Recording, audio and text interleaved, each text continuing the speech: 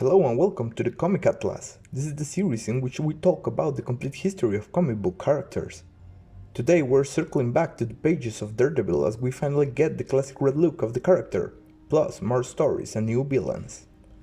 We open with a very important moment for Daredevil, which is issue number 7. Before meeting Matt, we are set up in the underwater realm of Atlantis. Namor the Submariner ponders how to take control of the surface as one of his warlords, Krang, urges him to use force. Unwilling to cause an international incident, Assailant Namor makes his way to New York City. While avoiding to make a rampage, Namor slowly but surely makes his way to Nelson and Murdoch's office. He exposes to Matthew his wish to reclaim the surface from the human race as the rightful ancient property of the people of Atlantis. Matt explains to the Submariner how it will be legally impossible to even make that claim, to which the prince responds that he'll force humans to listen to him. This time Namor is willing to go on a rampage, and the first superhero to respond is Daredevil. We finally watch Daredevil in his iconic red suit as he gears up for the battle of his life. The man without fear starts first, but when the battle is taken to the water, it only takes the anti-hero one blow to defeat the vigilante. Praising his courage, the Submariner saves Matthew from drowning as he surprisingly surrenders himself to the authorities. Trying to handle the situation in a legal way, Namor chooses to go to court along with his lawyer, Matt Murdoch. All hell breaks loose when Lady Dorma appears on court and tells Namor how Krang is making trouble in Atlantis. Once again, Namor goes wild and Daredevil follows him. Knowing it's a helpless situation, Daredevil nonetheless proves he's the man without fear as he chases and battles the Atlantean. After some back and forth, it seems Namor has defeated his foe, but Daredevil makes one last gambit. Trying to literally shock Namor, Daredevil passes out while the Submariner easily takes the damage. In the last pages of the issue, Namor pays his respects to the knocked out hero, calling him the most courageous hero of all, despite being the most vulnerable. The prince makes his return to the underwater realm as we fade out to black. In issue 8 we're going to meet one of the most recurrent yet progressively trivialized Daredevil villains. Of course, I'm referring to the almighty Stiltman. Action starts fast as Daredevil saves a woman from a speeding car. At the exact same time, a man in a grey armor holds up an helicopter midair as his stilts allow him to reach its height directly from the ground. While still dealing with the car, Matt realizes it's a decoy and some other major crime must be happening. As he's able to locate the Great Menace, it disappears and Daredevil is forced to return to his office and be the attorney Matt Murdoch. Matthew then learns of the crimes of Stiltman as he speaks to Karen. Later, Foggy introduces his partner to a man called Wilbur Day.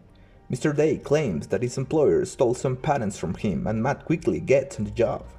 Later at night, we get a glimpse at the anatomy of Murdoch's apartment and he gets ready to settle the score against the Stiltman. He uses radio signals to locate the villain but is unable to beat him up once again. The next day, Wilbur returns to Murdoch's office only to be followed by his employer, Mr. Cranston. They both claim that the other is lying and we see Matt trying to measure both heartbeats and declare who's lying. But their proximity negates the blunt lawyer's ability. Changing into Daredevil, our hero follows Mr. Cranston only to come face to face and be deposed by Stiltman. Having a hunch, Matthew picks Wilbur and makes his way to Claxton's house where he finds a pair of stilts.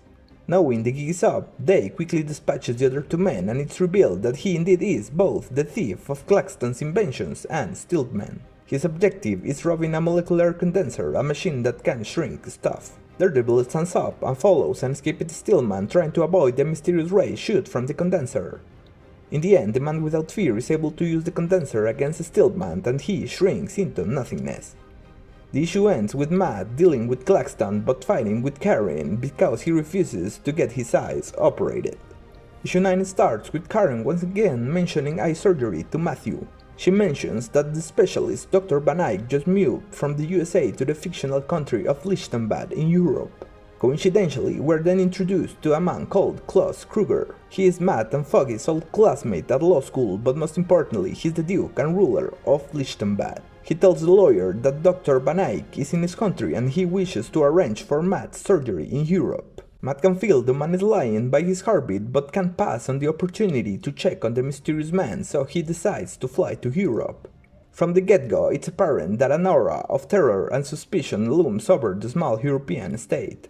After meeting Dr. Van Eyck, Matt goes on Daredevil mode and feels as the Duke uses his mechanical guards to crush a rebellion. Getting caught on the fire, the blind superhero is kidnapped. The Duke then explains his plot on his hostages. He plans on kidnapping the most brilliant professionals on false intentions and force them to serve him in his quest for world domination. Daredevil has heard enough and starts to make his flash escapes from the dungeons in which he is held along with other jailed members of the Resistance. Not quite knowing what to expect, Daredevil changes to Matt Murdoch and has a few words with the Doctor. However, they are interrupted by the mechanical guards who take the old man away. With one last chance, Matt goes back to being Daredevil, and this time he goes directly for the Duke. Sensing he's losing, the ruler reveals his trump card, a radioactive cloud able to kill millions of people. The Doctor overhears the struggle and sacrifices himself to disconnect the radioactive components. The battle ends when the Duke grows desperate and charges forward, only to fall from his castle to his death. In the epilogue, we see Matt pondering how destiny dictates he remains blind. In the meantime, Foggy, having realized Karen loves Matt, trash talks his partner in front of their secretary.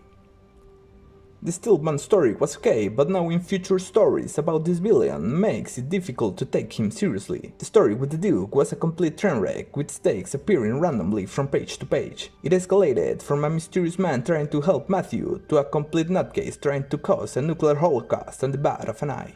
Hands down, the best story told during this month was the story in which Daredevil fought Namor the Submariner.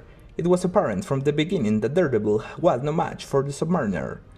While the premise of the Atlantean prince sowing humanity is ludicrous, it goes in character with Namor knowing he cannot simply walk on the surface and wreck stuff with humans like the Fantastic Four or the Avengers on patrol. In this case, Daredevil works as a perfect underdog whose courage is tested to the limit as he faces a no-win situation. By twice gaining the respect of one of the most powerful brawlers on Earth, we know Matt Murdoch is a legit man and superhero. Anyway guys, that's all for today. Don't forget to like, share and subscribe below. This is the Comic Atlas and I wish you all a nice existence.